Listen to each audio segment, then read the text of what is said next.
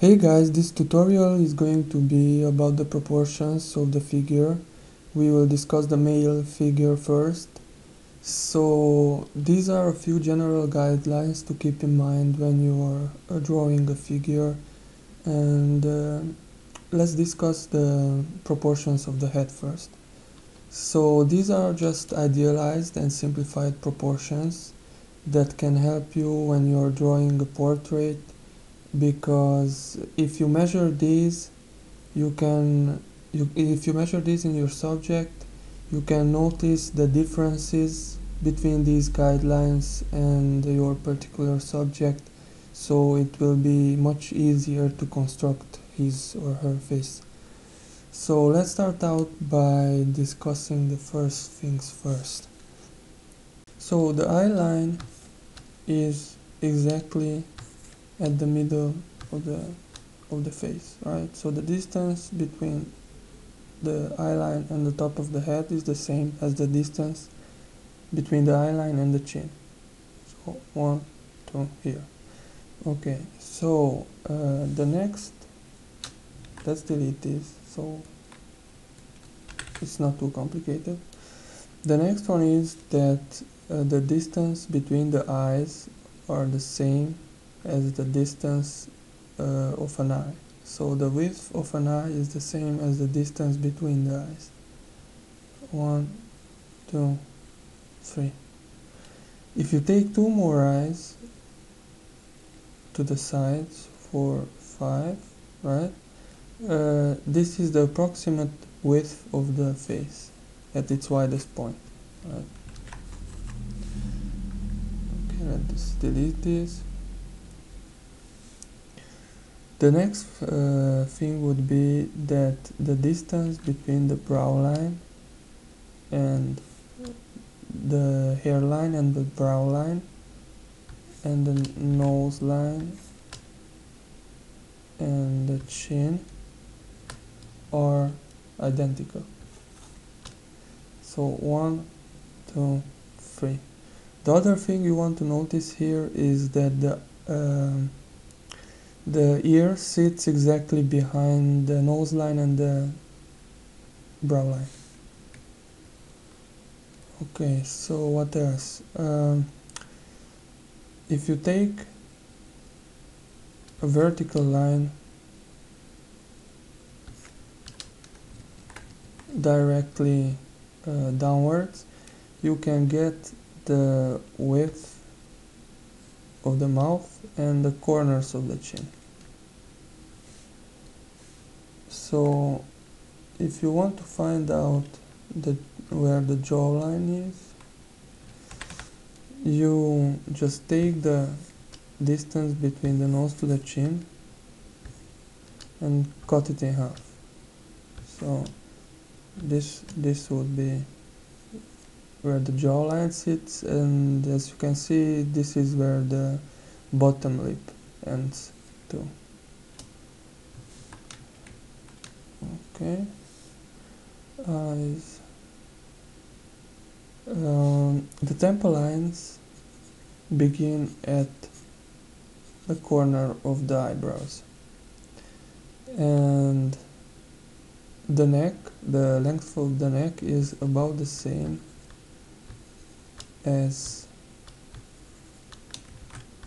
the distance between the nose and the chin. So 1, 2, this would be about the length. Also the width of the neck is about the same as the face. You can make it a bit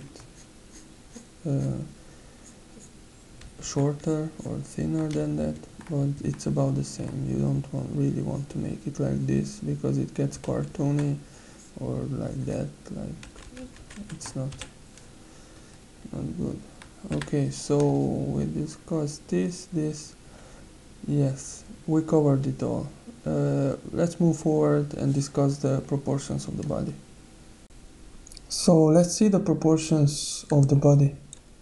We will discuss the 8 head tall figure because this is the most common one in art, but The average human is about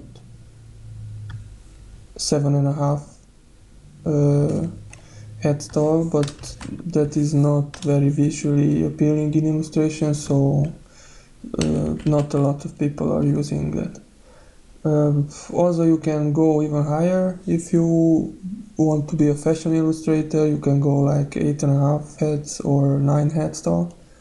Some artists go crazy with it and go like 10 heads tall or above that. Michelangelo was using up to 11 and 12 heads. So yeah, the easiest way to go about constructing it would be taking a horizontal line, a vertical line, and cutting it in half. Once you cut it in half, you get the crotch. That would be the middle point. And if you cut it in half downwards and upwards, you get the nipples and you get the bottom of the knees. Once you cut it in half again here, you get the distance of a head, right? So if you take one head below the nipples, you get the navel, and you want to take one head below the crotch to define the buttocks and the fingers, right? So the fingers extend to 5/6 from the crotch to the head we just measured. And what else? The distance of the shoulders would be 2 1/3 heads if you want to make it ideal. If you want to stick to the average or the general measurements, you can just take half a head, and you can just take the head and move it to the side, the width of the face, and move it to the side like this. But again, that's not very visually appealing, so let's delete this. Okay, so 1/3 of the distance between the chin and the nipples are the shoulders. 1/3 of the distance between the navel and the crotch are the hips.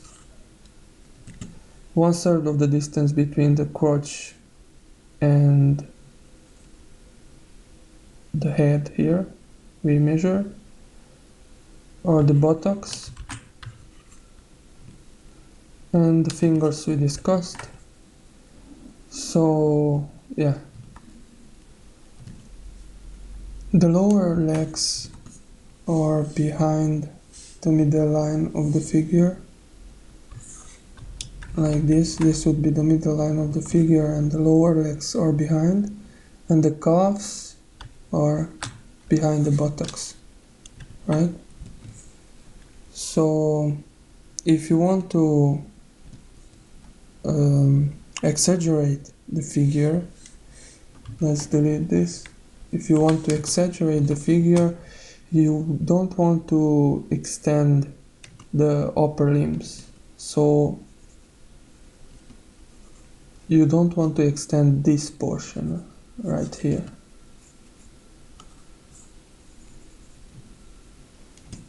What you want to do is to extend these ones, right? These remain fixed, and you can extend these ones. The lower leg, you can make him more dynamic. You can extend the lower arm and make those more dynamic also. So yeah, also the length of the feet is about the same as the length of the forearm. So these two distances are identical. These are some general guidelines you can use to construct your figure. So that's about it. I hope you enjoyed it, you learned something. If you did, please feel free to comment, subscribe, and all that good stuff. So until next time, take care. Bye bye.